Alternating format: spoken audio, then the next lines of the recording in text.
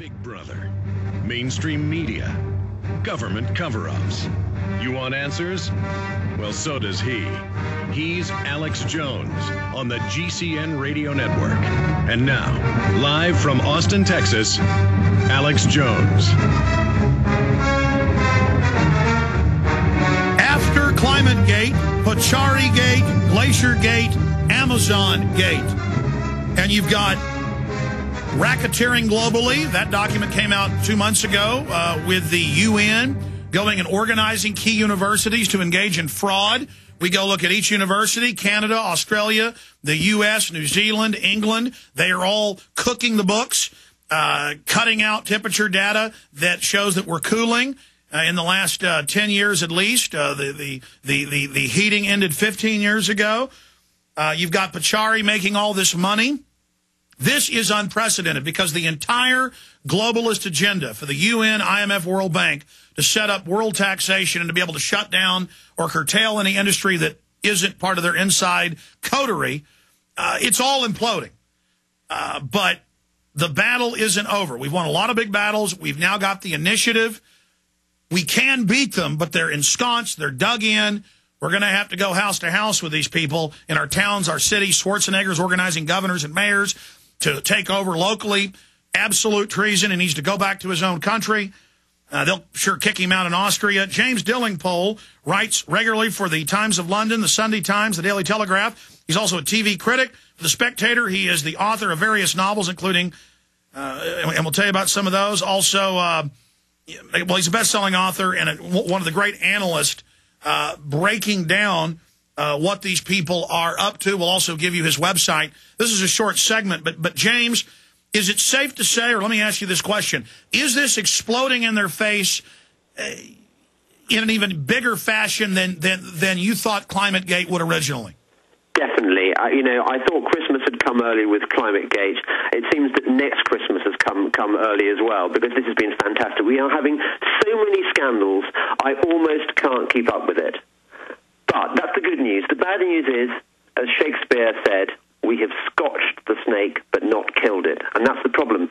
The snake, I think, the great AGW, anthropogenic global warming snake, is much more dangerous now it's wounded. I think you're going to see all sorts of devious attempts by the IPCC, by the various green movements, to try and trick their way out of the situation. And we've got to be on our guard.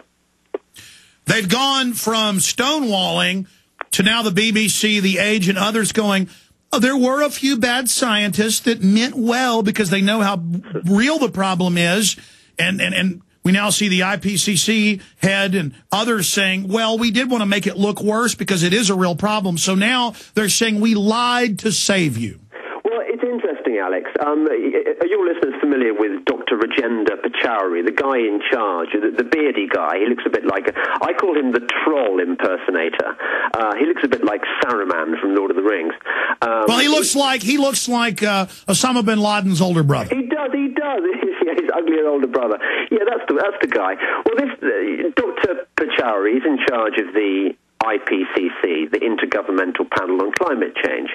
And as you know, he's been exposed for having all sorts of extraordinarily diverse business connections. You know, he's heavily involved in carbon trading. He's even got an involvement in an oil company, which is kind of weird, given that he's supposed to be saving the planet from big oil. Anyway, you know, he's in it up to the neck in carbon trading, which is a kind of, I think the most polite way of putting it is he has certain conflicts of interest. Okay, so this has been going on for quite some time. He's been exposed by us gallant bloggers. And who are the guys calling most loudly for his resignation? Why, funnily enough, they are the environmentalists. All right, stay there, James. James Delingpole, top writer over in England, author, researcher, somebody who's really been tracking this fraud. Long segment coming up. I want to just go through all the new scandals one by one, each one dwarfing Climate Gate, each one more wild. And you said it. It's 5 or 6 new scandals a day. I can't even keep track of it, but we're going to try here today. Stay with us. He's the T-Rex of political talk. Alex Jones on the GCN Radio Network. We have the best-selling author of Obamaland, I Have Seen the Future and It Doesn't Work, journalist Mr. Delingpole with us. His website is jamesdelingpole.com, and he's with us for the rest of the hour. Now, if you just joined us, we're going to chronicle the aftermath of ClimateGate. And it's kind of like a battle at sea where you torpedo a big ship and it starts exploding and burning, but then the magazine where all of its explosives and artillery shells are stored ignites, and the whole ship just blows up. Now, they're still in our local towns and cities. They've invested hundreds of billions. They're not going to stop, but their capital ship, their main flagship, has completely exploded. They are now known as frauds, but they don't care. They're going to continue on.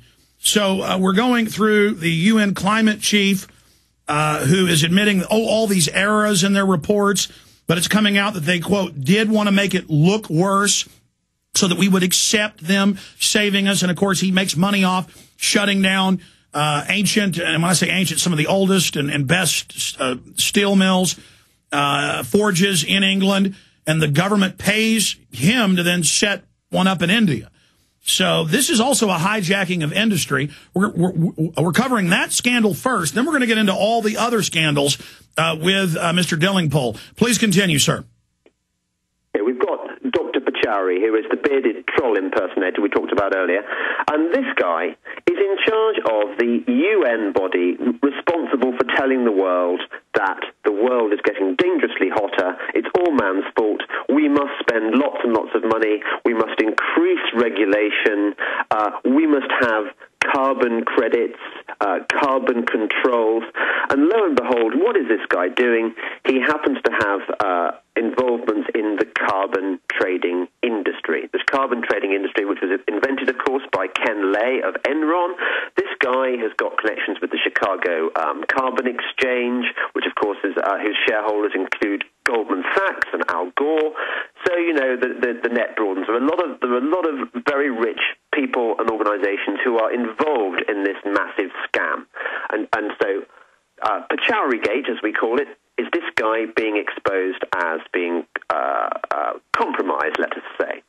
Then after Pachauri Gate, we get this thing called Glacier Gate.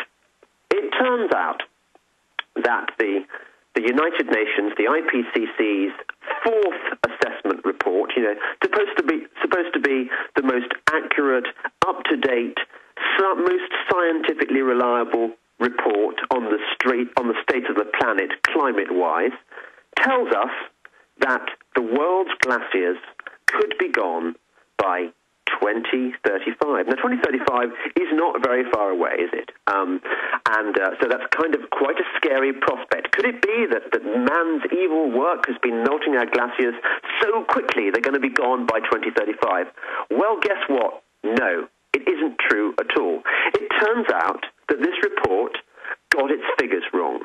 The actual figure it should have quoted was 2350. That's a difference of I don't know. You do the math, but it's over 200 years, isn't it? And how did the IPCC, which is supposed to be the work of what is it, 2,000 expert scientists in their field, 2,500 peer-reviewed scientists, we're told, how come this mistake got slipped into this reliable report? Well, it turns out that the IPCC plays pretty fast and loose with its scientific fact. It got this from a magazine article in New Scientist. Where did New Scientist get this information from about the glaciers melting by 2035? It got this information from a conversation on a mobile phone with an Indian chap who has since admitted that he made a terrible mistake. Now, funny, isn't it, that the IPCC never bothered to check up on this mistake? You know, this is the reliable, they keep using this word robust. The IPCC peer-reviewed process is robust. Well, I'm sorry, but this is anything but robust. This is climate fraud.